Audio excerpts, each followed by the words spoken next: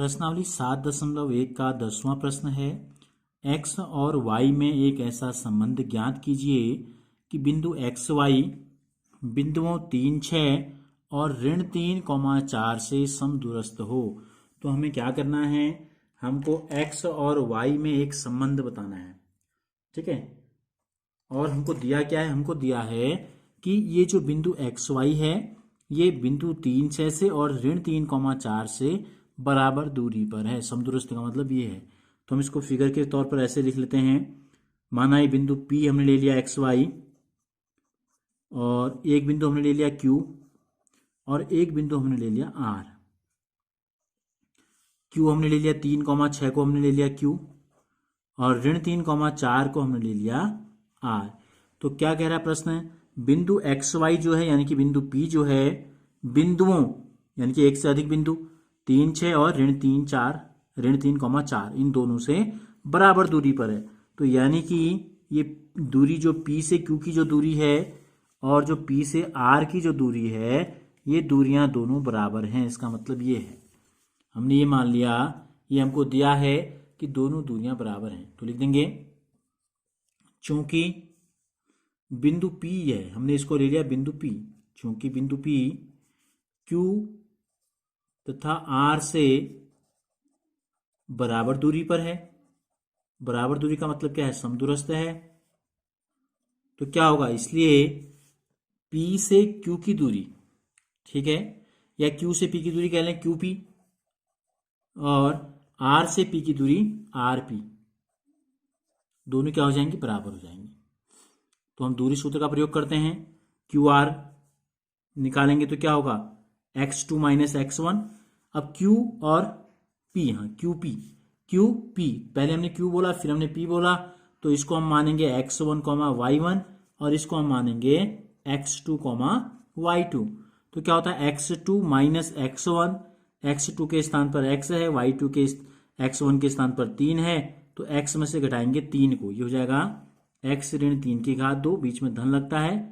फिर होता है y2 माइनस y1, तो y2 के स्थान पर क्या है y, और y1 के स्थान पर है 6, तो यानी कि y ऋण 6 का होल स्क्वायर। इसी प्रकार RP का जो वर्ग होगा, R और P, ये हो जाएगा x1, ये हो जाएगा x2, तो x में से घटाएंगे ऋण 3, x ऋण 3, x ऋण, फिर एक ऋण आएगा तो क्या हो जाएगा धन 3 का whole square, plus y2 y ऋण 4 का होल स्क्वायर। ये हो गया। अब दोनों तरफ क्या है, रूट है, तो दोनों तरफ का रूट कैसे हटेगा, जब हम दोनों पक्षों का वर्ग करेंगे। तो यहां लिखेंगे दोनों पक्षों का वर्ग करने पर, दोनों पक्षों का वर्ग कर दिया तो क्या हो जाएगा, रूट हट जाएगा। कल भी मैंने आपको बताया था, x ऋण 3 की घात 2, y ऋण 6 की घात 2 बराबर x धन 3 की घात 2 धन y ऋण 4 की घात 2। क्या हुआ, दोनों का वर्गमूल का जो चिन्ह था वो गायब हो गया वर्ग करने से। अब हम इनको खोल देंगे।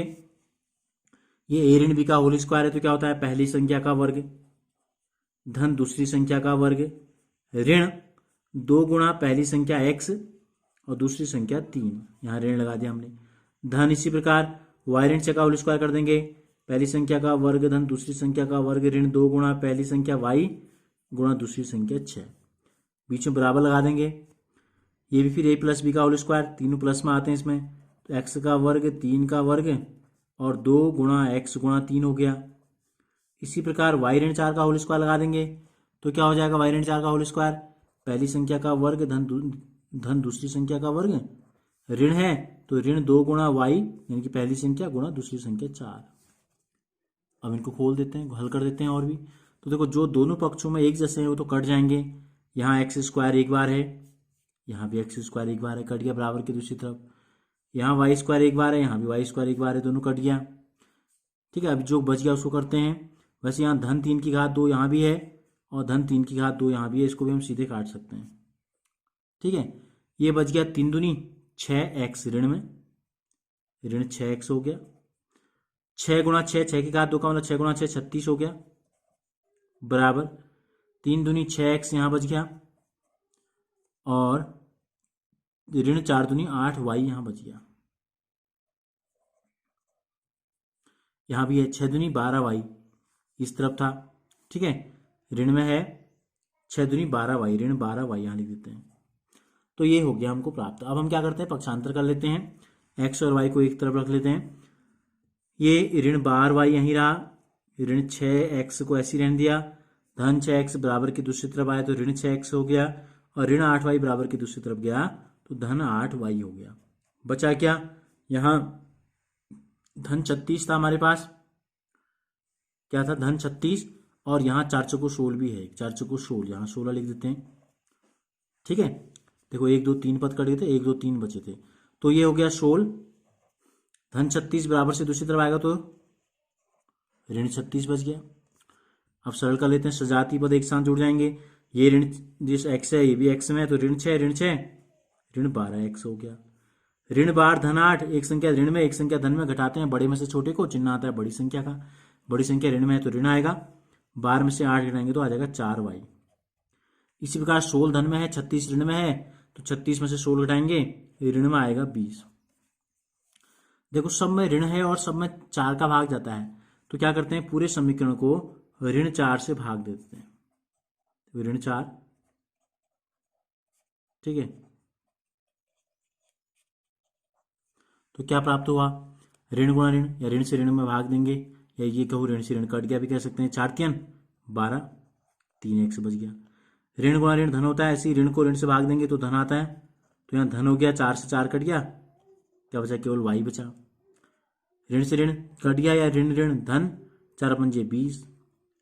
तो हमको जो प्राप्त हुआ, हमको एक समीकरण प्राप्त हो गया, रैखिक समीकरण 3x धन y बराबर 5, यानी कि x के तिगुने में अगर y जोड़ेंगे तो हमको 5 प्राप्त होगा। यही x और y में एक संबंध है जो कि हमको ज्ञात करने के लिए कहा गया था।